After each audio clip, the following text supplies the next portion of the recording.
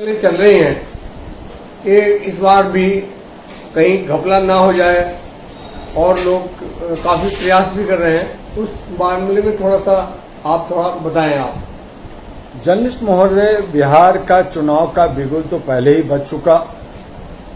आचार संहिता वहां लगा हुआ है और 10 तारीख से वहां नॉमिनेशन भी शुरू हो गया है, लेकिन नेताओं में घमासान शुरू हो गया है। टिकट की बंटवारे पे लड़ाइयां शुरू हो गई है। भीड़ टिकट लेने के लिए जहां आरजेडी हो चाहे आरजेडीयू हो, पासवान वगैरह चाहे पासवान हो, सभी के घरों पे भीड़ लगने लगी है। जो लालची लोभी लोग हैं, जो दल बदलू लोग हैं, वो लोग भी अपना सर फुटअव्वल और भागदौड़ करने लगे हैं। इस हालत में बिहार के अंदर जनता को क्या मिलेगा, जनता किधर जाएगी, किसको साथ देगी, इससे किसी को कोई मतलब नहीं है। सब अपने अपने तरीके से, जैसे तेजस्वी ने कह दिया कि मेरी सरकार अगर होगी तो मैं सभी नौजवानों को सरकारी नौकरी दूंगा, हर परिवार में हर परिवार को दूंगा। तो पहले क्यों नहीं दिया? जब पिताजी मुख्यमंत्री थे, तेरी माताजी मुख्यमंत्री थे, 3 बार थे, तुम डिप्टी सीएम थे, तो क्यों नहीं दिया? बेरोजगारी क्यों हुआ? तो ये सब लॉलीपॉप इलेक्शन के वक्त में दिग्भ्रमित करने का होता है। हर पार्टी बढ़ चढ़ करके बात करता है और जब चुनाव के बाद में जब इनको घेरा जाता है तो ये फिर यही स्टेटमेंट देते हैं ये चुनाव का स्टंट था, हमने कोई एफिडेविट थोड़ी बना। तो मैं कहना चाहता हूं आपके चैनल से कि जनता को चाहिए कि जैसे कोई बोले वैसे उसका गर्दन पकड़ो और कहो कि 100 रुपए के स्टैम्प पेपर पे लिखो कि ये तुम करोगे। कैसे करोगे ये तुम जानो, लेकिन जो स्टेटमेंट दिया है उसका एफिडेविट भरो। देखो नेता कैसे भागते हैं अपना कच्चा बनियान छोड़ के। तो इस तरह से बिहार के अंदर अब घमासान शुरू हो गया है, एक दूसरे को दोषारोपण शुरू हो गया है, एक दूसरे में दल बदलू, एक पार्टी का पार्टी उधर जाना इधर जाना। तो मिला जुला के एक ही थाली के चट्टे बट्टे लोग, एक तरह से जो नेता हैं, चाहे वो कॉर्पोरेट पार्टी के हों, चाहे वो पारिवारिक पार्टी के हों, सब अपनी खिचड़ी पकाने में लग गए हैं। जनता मुख दर्शक बनी हुई है, जैसे ये सब अपने को शेर समझ रहे हैं कि मैंने जो शिकार जो किसी ने भी किया हो, चाहे वो गीदड़ ने किया हो, चाहे वो किसी ने चील कौवे ने किया हो, लेकिन खाएगा शेर। तो वो सब खाने में लगे हैं और बाकी जो लोमड़ी हैं, फॉक्स हैं, छोटे छोटे जो जानवर हैं, छोटे छोटे जो पार्टी के लोग हैं, छोटे छोटे जो समुदाय के लोग हैं, संस्था के लोग हैं, वो टिकटिकी लगा के रखे हैं कि ये खाने के बाद अगर कुछ बच जाए तो मुझे मिले, बचना तो कुछ नहीं है। यही लोग बंटवारा कर लेंगे, यही लोग सत्ता में आएंगे, चाहे वो एनडीए का हो, चाहे इंडिया का हो, चाहे प्रशांत किशोर का हो, और किसी का वहां पे कोई चारा नहीं चलने वाला।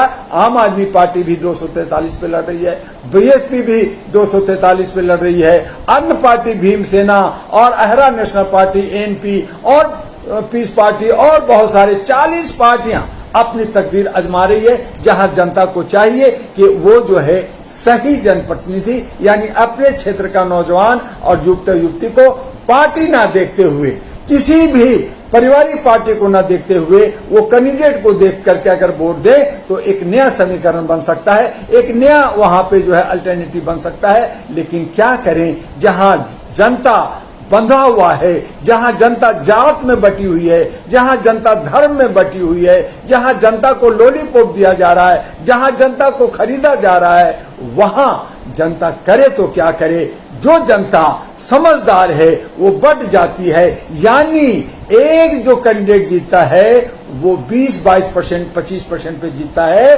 75% उसका विरोधी में होता है। तो आप सोच सकते हैं कि जो 25% से जो जीत रहा है वो उनका अंधभक्त लोग हैं, जयचंद लोग हैं, जो भेड़ बकरी की तरह भागने वाले लोग हैं, जो अपने राष्ट्र के लिए, अपने राज्य के लिए, अपने समाज के लिए, अपने परिवार के लिए नहीं सोचते हैं, बल्कि बाबूजी के लिए सोचते हैं, बदमाशों और क्रिमिनलों की आवाज सुनते हैं। और यही वजह है कि लोकतंत्र खून खून हो गया है, दागदार हो गया है और हमारा संविधान भी जो है एक दिखाने की वस्तु, एक किताब रह गया है कि वो पढ़िए और साइड में कर दीजिए। जैसे एक सिलेबस में बच्चा पढ़ता है, नंबर जब आ जाता है तो मार्कशीट लेके घूमते हैं, किताब लेके नहीं घूमते, वो ज्ञान लेके नहीं घूमते, मार्कशीट लेके घूमते हैं। नौकरी कहाँ मिलेगा, कहाँ इंटरव्यू देना है। तो यही हालत हमारी राजनीति के अंदर है, जहां अनपढ़ और गंवार लोग हम पे शासन करते हैं। बिहार की लड़ाई दिलचस्प लड़ाई होने वाली है। बिहार की लड़ाई में किसी एक को मैंडेटरी नहीं मिलने वाला है, वहां सब अलायंस में सब जुड़ करके सरकार बनाएगी। और ऐसी सरकार कभी भी अस्थायी नहीं होती, कभी भी ये लाभकारी नहीं होती है। ये जनता को और राज्य को जो है बहुत पीछे ले जाने वाली है। जो जंगल राज है, जो वहां पे जो है अव्यवस्था है, वो अव्यवस्था बनी रहेगी और बल्कि बढ़ जाएगी। आप गठबंधन को लेकर क्या कहना चाहेंगे? देखिए, गठबंधन क्या है, बहुत चर्चा हो रही है। गठबंधन क्या है कि किसी की एक पार्टी की अपना कोई औकात नहीं रह गया, अपना उसका एक स्टैंड नहीं रह गया, उन पे जनता का विश्वास नहीं रह गया। गठबंधन जो है बहुत सारे चोर, बहुत सारे डाकू मिलकर के एक गठबंधन बना लिए और बना करके कि भाई मैं एक लाता हूं, तुम एक रोटी लाओ, तुम एक रोटी लाओ, तुम चिकन लाओ, तुम मसाला लाओ, तुम तेल लाओ और भून भान करके खाओ। तो ये जो है लूट लाओ कूट खाओ का गठबंधन होती है। सब मिल करके बेवकूफ जनता को बनाती है। जरूरत इस बात का है कि जो दल बदलू लोग हैं, जो कॉर्पोरेट पार्टियां हैं, जो पारिवारिक पार्टियां हैं, जो इस तरह से गठबंधन करके जनता को बेवकूफ बनाते हैं, जनता को चाहिए कि इन तमाम लोगों को वोट ना दे और ऐसे लोगों को दे जो इंडिपेंडेंट है, ये छोटी पार्टी का है, जो अभी ताजा आगे आए हैं, उनको सहारा दे, उनको आजमाए। लेकिन वो हो क्षेत्र का, वो हो उसके पकड़ का, हो वो पढ़े लिखे, हो वो अपने राज्य के लिए कुछ करने की तमन्ना रखते हो, ऐसे लोगों को सत्ता में आनी चाहिए और ये तमाम को बाहर करना चाहिए। ये सब खेल रहे हैं, ये सब जो है जैसे क्रिकेट है, वो अंतर्राष्ट्रीय गेम होता है, सब सेट सत्ता पे खेला जाता है। तो ये सट्टा लगता है। आज भी चुनाव भी जो है सट्टेदार है।